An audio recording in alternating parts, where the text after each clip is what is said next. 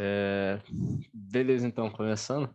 O tema é basicamente o que a gente estava comentando sobre biometria e tal, só que eu escolhi focar um pouco nos ataques focados a... Ah, eu vou tentar cheia, né? Desculpa, tô nervoso. Nos ataques mais focados a Relaxa. aqueles testes de vida, reconhecimento facial, entende? É, tá, isso aqui é só um disclaimerzinho, boa parte dos slides foram baseados nesse paper aqui. É um paper de 2016, mas se vocês forem procurar sobre esse tema de liveness e de defeating liveness ou bypassing, eu não tinha achado muita coisa. Hoje já aprendi alguns termos novos, então já tenho achado mais coisa, mas a princípio esse daqui é um dos mais citados e apesar de ser um pouco antigo, né, 2016, ainda tem umas coisas relativamente novas e que eu acredito que ainda bypassem alguns sistemas. É. Beleza, o termo liveness foi, tipo, basicamente cunhado por essa mulher, que... Só um segundo, que eu esqueci o nome dela. Mas eu tinha... Vou passar um segundo.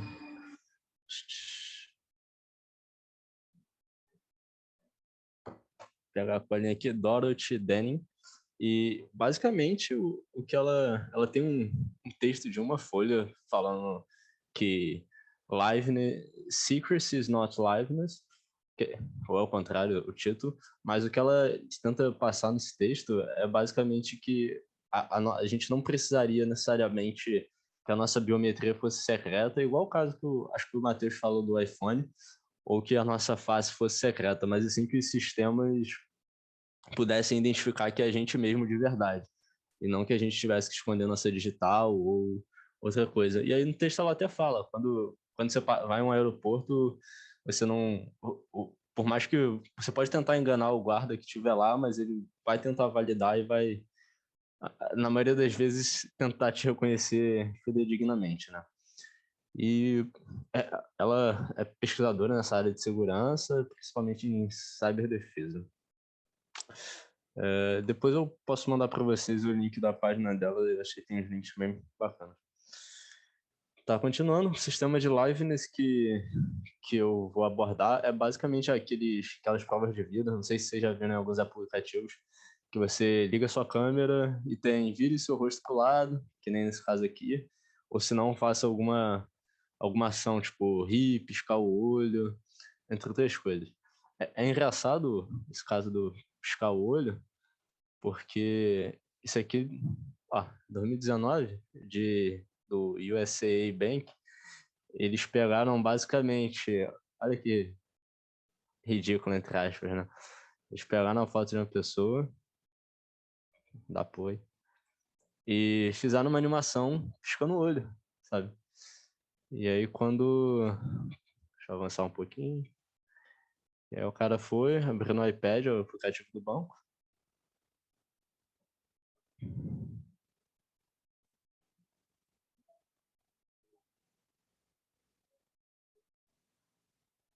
e conseguiu fazer o login. Com a foto da pessoa, ele só fez a animação. Uma coisa relativamente tosca, né? Tipo, óbvio que teve a sacada dele ali de tentar isso, mas não é algo tão complicado assim.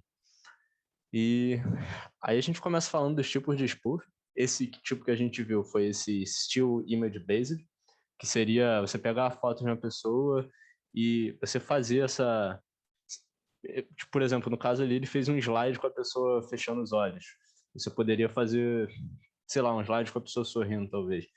E aí, isso funciona em alguns sistemas, como daquele banco, mas, por exemplo, se a gente tivesse um sistema que detectasse a estrutura 3D do rosto, isso provavelmente não teria passado. E, se eu não me engano, a câmera do iPhone, eu esqueci o nome agora, ela faz isso.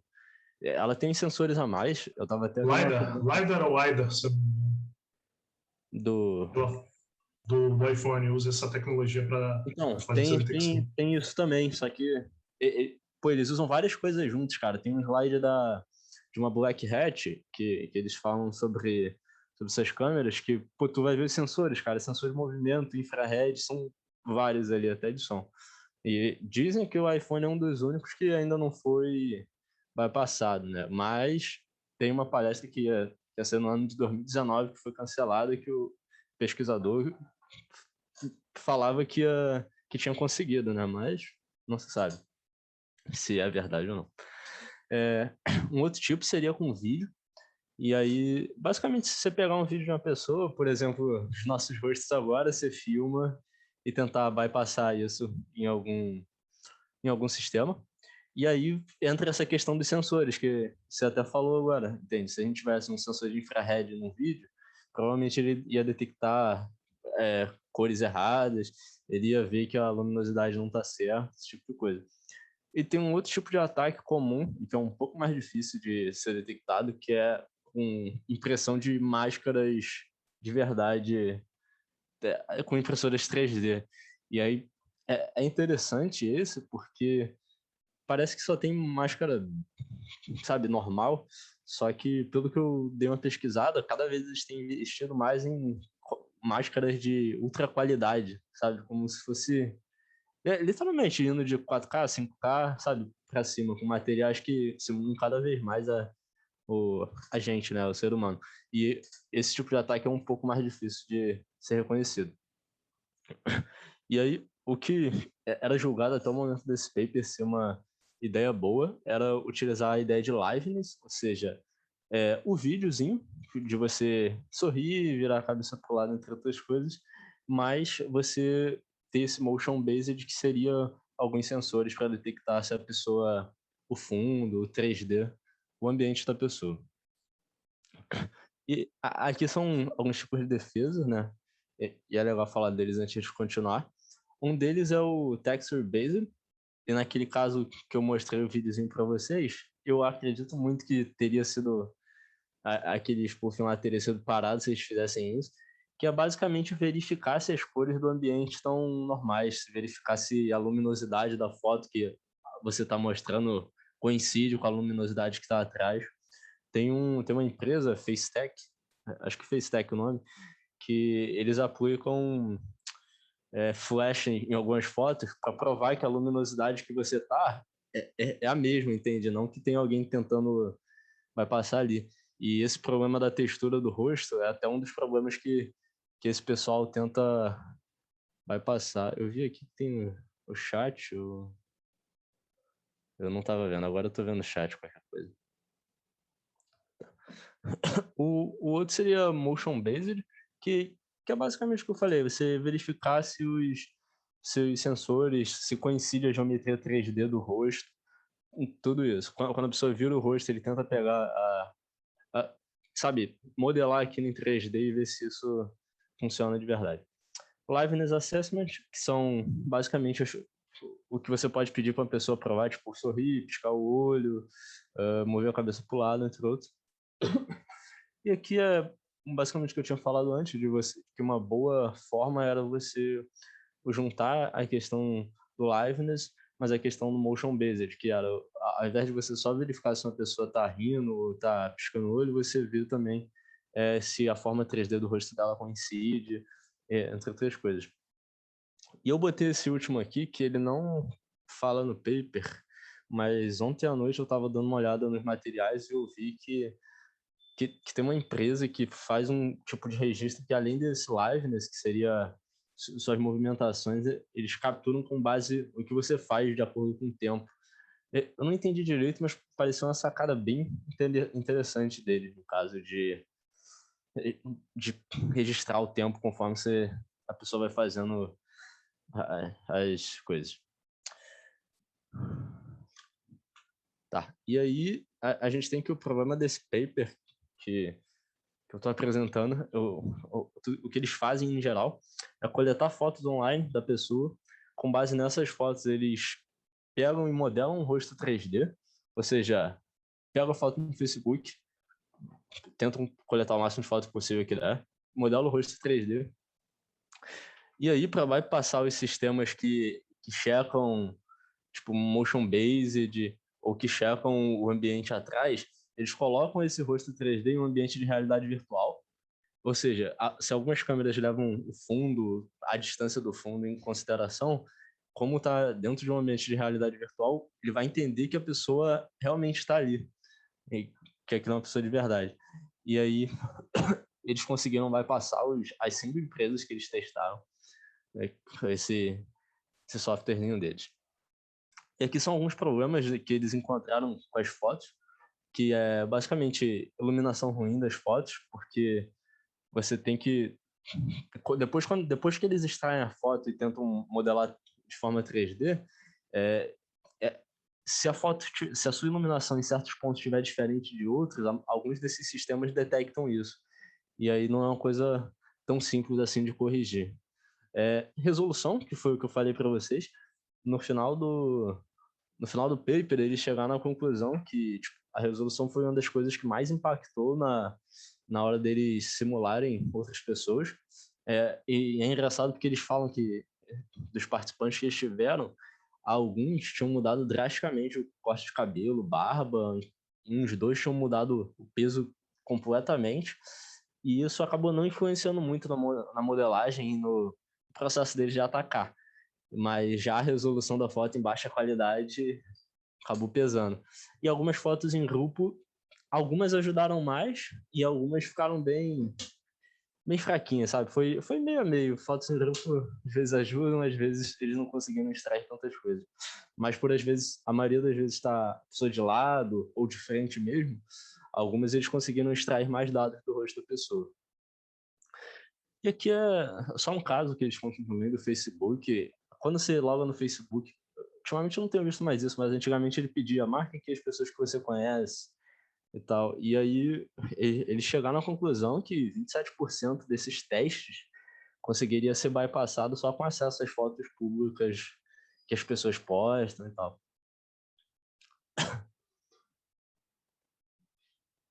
Tinha alguma parte do Facebook, cara. Eu não lembro se era logo quando você entrava. Não sei, faz muito tempo que eu não vejo, mas eu já passei por isso também. E aí, uma das primeiras etapas que eles fizeram foi esse Facial Reconstruction, que era pegar sua foto e aí eles reconstruíam de forma 3D. E para isso tem 3 técnicas: Shape from Shading, Structure from Motion e Statistical Facial Models. E eles utilizaram essa última aqui, mas eu vou dar uma passada nas outras para a gente ter ideia de como é que é. Nessa daqui, eles pegaram, nesse Shape from Shading, eles pegavam as fotos, extraíam a iluminação delas e tentavam criar um rosto 3D com base na iluminação da foto.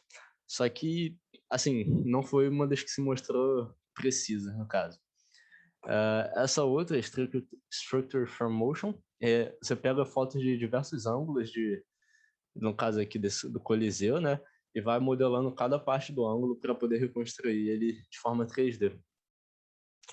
Basicamente, igual isso aqui, né? Tem diversas fotos do copo e ele é construído. E o Statistical Facial Model, que é o que parece mais com Machine Learning atual, que é com base em diversas fotos do rosto da pessoa, eles aplicam os algoritmos lá que extraem os principais pontos, boca, nariz, olho, e aí eles conseguem, digamos, ter uma média, né? Eles modelam tudo isso matematicamente. Eu não entrei muito nesses detalhes matemáticos, até porque alguns eu não entendi tão bem assim, e eu também não achei que eram muito, que a gente precisava muito deles agora, mas basicamente eles pegam esses principal points, PCA o nome, tipo aqui do lado, extrai no contorno do rosto, e aí eles fazem esse reshape e depois eles modelam isso em 3D. E aí, com base nessa matriz do rosto das pessoas que eles modelam, eles conseguem morfar isso e fazer a pessoa colocar diversas expressões, igual aqui. Então, o trabalho que eles fizeram é basicamente esse aqui. Eles pegavam o rosto das pessoas, extraíam os pontos principais. E aqui foram os 3 principais problemas que eles encontraram, que foi, primeiro, que era a reconstrução 3D, e depois era a textura. Vários dos softwares de reconhecimento facial, pela textura tanto da foto quanto do modelo 3D, já captavam que aquilo ali era um fake, que a pessoa estava tentando espufar o aplicativo. E depois a correção do olho, né? Que também foi um dos problemas que eles encontraram, que por mais que eles tivessem um rosto parecido aqui nessa etapa 3, sem o olho olhando diretamente para a câmera, eles não conseguiam bypassar. E aí depois, com base nisso, eles animaram o rosto e colocaram em um ambiente de realidade virtual, justamente para simular as coisas atrás da pessoa e tal.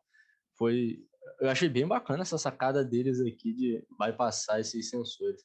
E depois eles fazem até algo mais avançado, que é ainda utilizar a câmera do celular da pessoa para poder coletar dados da câmera, tipo, se o celular está se mexendo e tal, e aí eles juntam com os dados do sistema de realidade virtual e entregam esse conjunto de dados, sabe, mitigado não, esse conjunto de dados malicioso para a câmera, no caso, para o aplicativo. Aqui a textura foi um dos problemas que eles tiveram, e o que eles fizeram foi pegar cada pixel da foto e mapear para o modelo 3D. Só que nem todo pixel estaria no modelo 3D, né? Então eles tiveram vários problemas, no caso, tipo, foto ficar assim, ou coisas que a maioria dos softwares hoje iriam perceber. E aí o que eles fizeram foi... que foi coisas que eles tentaram fazer, que seria simetria vertical, que seria, o ponto de cima é de uma cor, então o de baixo também deve ser. Só que isso também não deu tão certo. E aí eles aplicaram esses conceitos aqui, até, eu acho isso aqui relativamente avançado, que são essa utilização de esferas harmônicas para a luz, que é basicamente isso aqui do lado, sabe? Você tem um ponto e aí você tem basicamente como a luz afeta esses pontos em uma esfera. E aí eles fizeram isso com o rosto, né? Justamente para você ter a simulação do rosto da pessoa com uma luz decente. E esse Poisson Editing, que é basicamente isso aqui, de você pegar uma foto e conseguir morfar ela em outro ambiente, de forma que realmente pareça que está lá. E esse foi mais ou menos o resultado que eles conseguiram. Então, aqui era a foto inicial, depois deles terem pegado os pontos de uma foto e colocado no modelo 3D que eles craftaram. Aí aqui, depois deles fazerem a edição, no caso eles fazem duas partes. Primeiro eles fazem esse planar Poisson no 2D e depois eles passam para o 3D. E aí depois que eles fizeram isso, eles tiveram o problema com os olhos.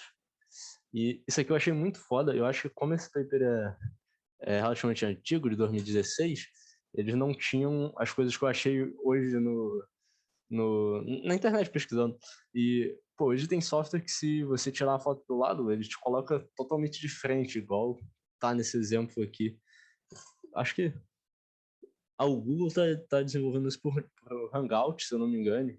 Então, se você estiver fazendo alguma coisa e estiver com os olhos para baixo, eles colocam seus olhos focados. Eu achei bem interessante. E aí, por que eu acho que talvez não tinham acesso a essas pesquisas assim com Machine Learning? Porque o que eles fizeram foi pegar a distribuição de cor na foto dos olhos das pessoas e pegar a média dessas cores e aplicar na região dos olhos do 3D, tá vendo? Igual eles fizeram aqui. E aqui já são as expressões animadas e morfadas. E aí, por último, depois que eles conseguiram gerar todos esses rostos, eles aplicaram isso. Eles colocaram os rostos num ambiente de realidade virtual. E eu achei essa sacada muito maneira, porque preserva a densidade e distância. Então, por exemplo, se você apresenta um vídeo para um sistema desses de face recognition, e ele for tentar medir essas coisas, ele vai ver que não tem densidade, sabe? Porque é um vídeo. Mas como está em um ambiente virtual e modela tudo que está atrás, é como se realmente a pessoa estivesse ali fazendo o negócio, sabe? Os sensores são enganados por causa do ambiente. E aí eles tiveram um problema, que era que alguns sensores dos aparelhos pegavam a posição do celular, se o celular tinha sido girado, esse tipo de coisa. E aí o que eles fizeram foi colocar um marcador em uma parede atrás e pegar os dados da câmera do celular, que a câmera do celular traseira conseguia ver como é que estava, onde é que estava esse marcador, se o celular tinha sido virado, todos esses dados reais, E aí eles conseguiam imputar isso junto com o modelo de realidade virtual deles e vai passar câmera no caso. E aqui, cara, que eu não sei se eu fui rápido demais. Anyway, qualquer coisa vocês me interrompam.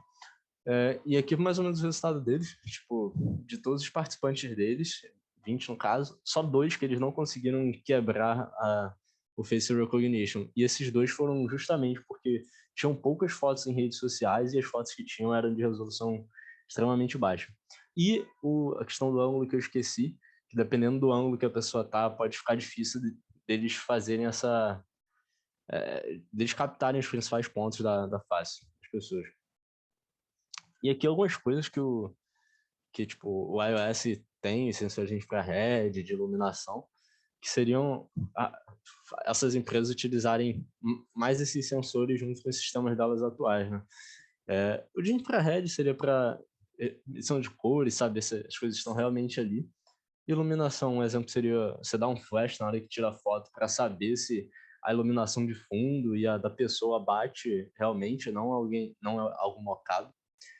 E o Pulse Detection eu achei muito foda, eu não fazia ideia que dava pra fazer isso, que basicamente conforme a pessoa, por exemplo, eu tô falando agora, existem movimentações não, sabe, involuntárias do meu corpo, que com base nisso, eles conseguem detectar só por um vídeo se a pessoa tá, como é que tá os batimentos cardíacos de uma pessoa, sabe? E eu imagino que isso aqui, a não ser que o pessoal que fez o modelo 3D tenha pensado nisso muito bem. Isso aqui eu acho que seria um problema bem grande para bypassar, no caso. Os slides que eu preparei eram basicamente isso. Aí eu separei uns vídeos aqui. Esse é mais antigo, é de 2012. Aí eles pegaram basicamente a mesma coisa que o piscar dos olhos. Pegaram a foto do cara. Pegaram um pedaço da cor do cara, né? Pra poder fechar os olhos dele. Aí eles... Calma aí que eu acho que eu pulei demais. Aí eles fizeram como se o cara tivesse piscado os olhos. Aí que salvaram as 2 fotos, né? Não sei se vocês ouvem. Aqui como é que fica a animação. Basicamente...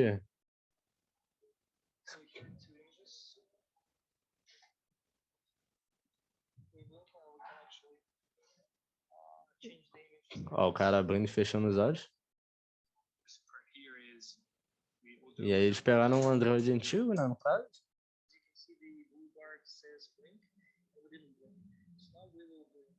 Da primeira vez não funcionou, e da segunda vez piscou e desbloqueou o Android, no caso. E o Lucas tinha falado no começo sobre o deepfake, né? Tem essa ferramenta aqui, cara. Um professor que tinha me mostrado até da Unreal, atualmente, e tipo, qualquer pessoa consegue, se tiver acesso, óbvio, né? Qualquer pessoa consegue entrar e modelar o rosto e diversas expressões que você faz. Então, pô, já é sei lá, uns 50% de caminho andado pro cara ter um deepfake, sabe, potente e bem feito. É porque não dá pra mostrar pra vocês, cara, mas quando me mostraram, tipo, extremamente realista. Quando me mostraram isso, tinha uma pessoa, aí ele só clicava aqui em cima do lábio da pessoa e puxava, e era literalmente como se tivesse alguém só levantando o lábio, tipo, muito bem feito ó, essa publicação.